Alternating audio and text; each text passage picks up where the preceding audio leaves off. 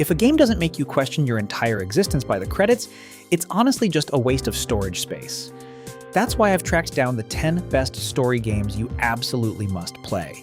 Because we aren't just talking about good writing, we're talking about narratives so soul-crushing and immersive they'll ruin your sleep, haunt your dreams, and leave you staring at a blank screen, wondering who you even are anymore. Get ready, because these masterpieces are about to become your entire personality. Firewatch. Hello? Whoever this is? It's Henry, right? Yeah. I'm Delilah. Yeah, that's what the guy said on the phone. Firewatch is a game that's kind of tempting to take for granted, because on the surface, you're just a guy in a tower looking for smoke. But the thing about Firewatch is that it's actually one of the most human stories I've ever played. You're Henry, this guy who basically retreats into the Wyoming wilderness because his real life has become too much to handle. Honestly, I think we've all had that urge to just disappear into the woods when things get heavy, right? So you're out there, completely isolated with nothing but a handheld radio and the voice of your supervisor, Delilah, on the other end. The writing is just incredible. I mean, the way their relationship develops over that radio feels more real than most face-to-face dialogue in AAA games. It starts off light, almost like a summer job vibe, but then this mystery starts to bleed into the edges of the map. You start finding things that shouldn't be there. You get this feeling that you're being watched, and because you're so isolated, that paranoia really starts to sink in. It gives off this vibe of a slow burn thriller where the biggest threat might just be your own head. The art style helps too. Everything is bathed in these deep oranges and reds that make the forest look beautiful but also kind of suffocating. You're hiking through these canyons and climbing over rocks, and it's just you and your thoughts. Which is the kicker, because the game isn't really about the mystery at all. It's about why Henry is there in the first place. It's a bold choice to make a game where the ending doesn't give you a massive explosion or a boss fight, but it pays off. I've always appreciated how they didn't compromise on the grounded nature of the story.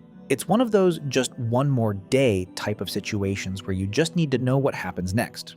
By the time the credits roll, you're left with this specific kind of quiet reflection. It's a game that is probably going to stay with you because it forces you to look at the things you're running away from. Just pure atmosphere. Makes sense why people still talk about it. It's worth the walk. NieR Automata. You know nothing about humanity. So you booted up expecting a slick action RPG about androids fighting robots in a post-apocalyptic wasteland. And for a while, that's exactly what it is. The combat is fast, the world is gorgeous in this melancholy way, ruined cities swallowed by vines, sand dunes burying entire amusement parks. You're having a good time. And then gradually, without making a big announcement about it, the game starts asking you much bigger questions. The whole premise where androids locked in an endless war against machines on behalf of humanity sounds like a clean sci-fi setup. But Yoko Taro is not interested in clean, because the machines start doing things you don't expect. They form villages, they put on plays, they fall in love, they grieve. So now you're cutting through waves of enemies who are genuinely trying to figure out what it even means to exist. The combat doesn't feel so consequence-free after that. The game needs multiple playthroughs, and they're not just the same content reshuffled. Each run shifts your perspective in a way that rewrites everything you thought you understood about the first one. What starts as a second playthrough becomes something else entirely. By the third, you're somewhere that has absolutely no business existing in a game that opened with stylish action sequences and anime aesthetics. The ending is maybe the most audacious ask a game has ever made of a player. It works on a level that turns the whole thing inside out. I still think about it. NieR Automata might not be the most polished writing on this list sentence for sentence, but as an experience that uses the medium itself as part of what it's saying, nothing else comes close.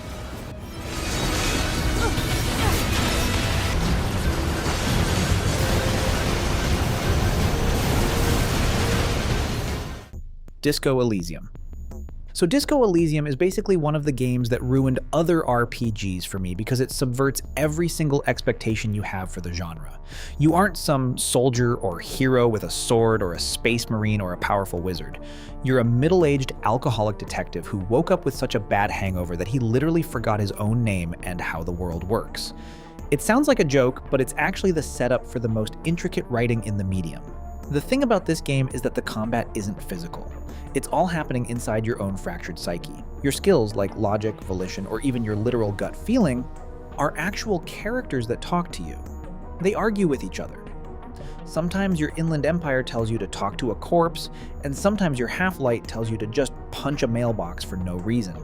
It gives off this vibe of a total mental breakdown that you're trying to pilot like a vehicle. I mean, the level of depth in the dialogue is just insane. You can try to be a hardcore communist, a hustle-grind capitalist, or just a sorry cop who apologizes for existing. Every choice feels like it's chipping away at who this man is going to become. It's got that specific kind of dark humor where you're laughing at how pathetic things are, but then 5 minutes later it hits you with a line about loss that feels like a punch to the chest. So you're navigating this gray, beautiful, watercolor world of Revachol, trying to solve a murder while your own brain is actively sabotaging you, which is why it works. It doesn't need a combat system because trying to win an argument with your own subconscious is more tense than any boss fight. Honestly, I've never seen a game trust the player this much to just read and think. It's one of those just one more conversation type of situations. The world building is dense, the political themes are heavy, but it never feels like a lecture. It feels like life. Messy, confusing, and incredibly human. Alan Wake 2. Killer left a message. It's for us. The text is about us. Remedy has always been known for doing their own weird thing, but this is them firing on every single cylinder. It's a game that feels like a high-budget fever dream. You're splitting time between Saga Anderson, an FBI profiler in the rainy Pacific Northwest, and Alan himself, who's been trapped in a nightmare dimension for 13 years. The vibe here is just unmatched. It's David Lynch meets true crime, but then it adds these live-action segments and musical numbers that somehow don't feel out of place at all. I mean, the way they blend reality with fiction is genius. You're literally using a writer's room in Alan's head to rewrite the world around you so you can progress. It gives off this feeling of being trapped inside a story that's actively trying to kill you. The horror isn't just about jump scares, though there are plenty. It's more about that psychological dread, the feeling that the ground under your feet isn't actually real. So you're looking for clues and managing resources, but the whole time you're questioning if you're the author or just a character. The aesthetic is so thick you could cut it with a knife. The dark place looks like a distorted, neon-soaked version of New York that's constantly shifting, which honestly makes it one of the most immersive horror experiences I've ever touched. Here's the thing about Remedy. They aren't afraid to be pretentious if it means they can make something unique. And it pays off here. Every scene feels like it was meticulously crafted to mess with your head. It's a bold choice to lean this hard into the meta aspects of storytelling, but it makes the stakes feel so much higher. You aren't just trying to beat a game, you're trying to find an ending that doesn't end in tragedy. Pure, unadulterated creativity. Hellblade, Senua's Sacrifice.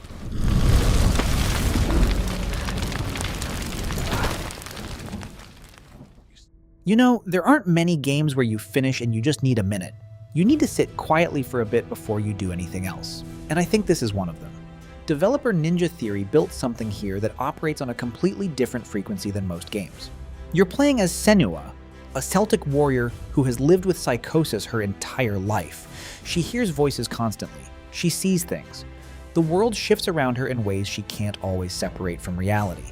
And here's the thing, the game puts that on you, not just on her. With headphones, the voices are literally in your head the whole time, whispering, taunting, warning you, contradicting each other. It is deeply uncomfortable in a way that feels completely intentional. Ninja Theory worked with actual neuroscientists and people who live with psychosis to make sure this wasn't just cheap horror. So when the world starts folding in on itself, when you genuinely can't tell what's real anymore, you're not just watching a character struggle. You're getting some small, controlled fraction of what that experience actually is. Underneath all of it is grief. Pure, devastating grief.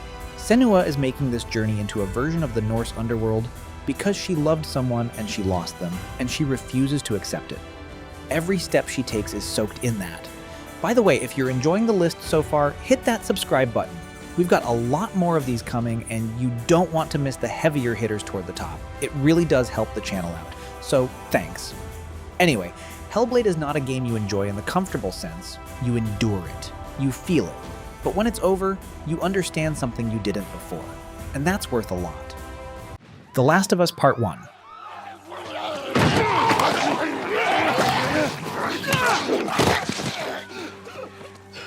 Dad? I'm here, baby. I'm here. Come on, give me your hand. The Last of Us Part 1 is kind of tempting to call a zombie game. But honestly, the fungus are just the background noise. Looking back, the way Naughty Dog handled the relationship between Joel and Ellie is still the gold standard for the industry. It's a raw, brutal look at what people become when the world stops pretending to be civilized. You start as this broken man who's lost everything, and you're tasked with escorting a girl who might be the key to fixing it all. But the thing that still gets me is that it's not a story about saving the world. It's a story about two people finding a reason to keep going in a world that doesn't want them. The nights are terrifying, because it's not just the clickers you're worried about, it's the other survivors who have completely lost their humanity. So you are constantly making these ugly, desperate choices just to see the next morning, which makes those quiet moments, like the giraffes or just a joke from Ellie's book, feel incredibly earned. I've always appreciated how the game doesn't pull its punches. It's visceral, it's violent, and it's deeply uncomfortable at times. So the combat feels heavy and desperate because every bullet counts and every mistake could be the end. It's the kind of game that forces you to justify the things you're doing in the name of love. The legacy of this one is basically bulletproof at this point. Even after all these years and a full remake, that final act still sparks some of the most intense debates in gaming. It's a bold choice to have a protagonist that isn't necessarily a good guy, but that's why it works. It's one of those must-experience situations because it treats its characters like actual people, flaws and all. Just a masterclass in pacing and emotional weight. Still hits just as hard as the first time. What remains of Edith Finch? The woods around the house have always been uncomfortably silent. As if they're about to say something, but never do. So this one got that specific kind of vibe that just sticks with you long after you're done. Like you didn't just play a game, you experienced someone's entire family history in one sitting. The thing about this one is how it tells its story through these small, self-contained moments. So you're not just walking around a house, you're stepping into these little stories, each one completely different from the last. One minute you're a kid with this wild imagination, the next you're in something that feels way darker than it should, which honestly keeps you on edge the whole time. And the way it uses gameplay to tell those stories is kind of genius. It's never complicated, but it always feels intentional.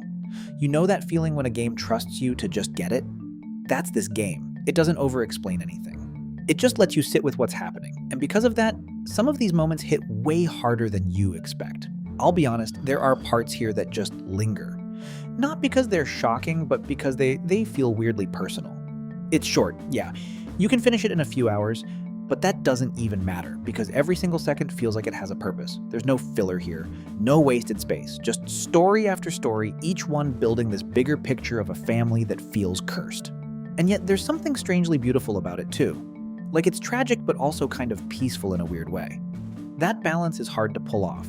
Most games either go full dark or try to soften the blow.